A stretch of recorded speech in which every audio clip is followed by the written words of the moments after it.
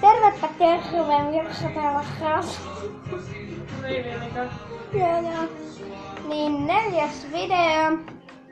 Sori jos kuuluu musiikkia siskolla kuuntelen. Mutta no niin. On lauantai-ilta. Huomenna on isäpäivä. Niin on. Mä tiedän. Ja mulla on 3 lahjaa. Kun meitä on 3 lasta, mutta mä en tehnyt kaikkea. Mun isosiskon nimi on siis Noora. Isoveljen nimi Arto. Äitin nimi Tuija. Isän nimi Aleksander. Elikkäs. Tuolla on jääkiekkopeli menossa. Vuodatteko kyyneleitä? En sitkellä. Mä en edes tajua mitä se tekee, mutta ihan sama.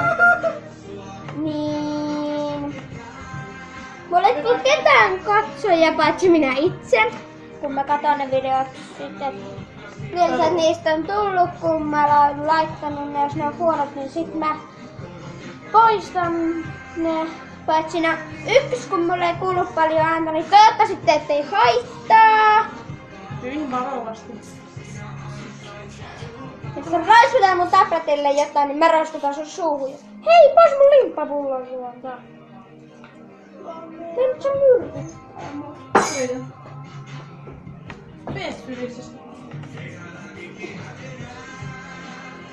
Eli No hyvä, puhtaan. Ehkä jotain. mulla on vähän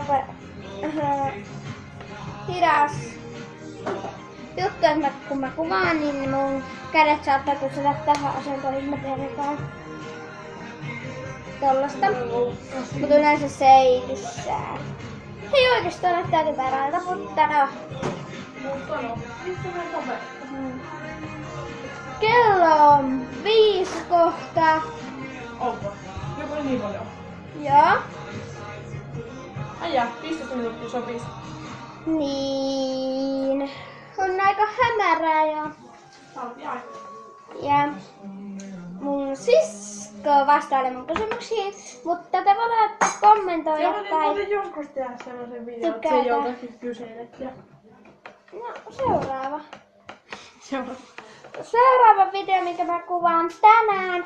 Tänään? On kyselyvideo, mä kyselen mun siskoltani ja sitten seuraava kyselyvideo, joka mä kyselen mun äitiltä. Joo, rasva. Ollaan sen verran.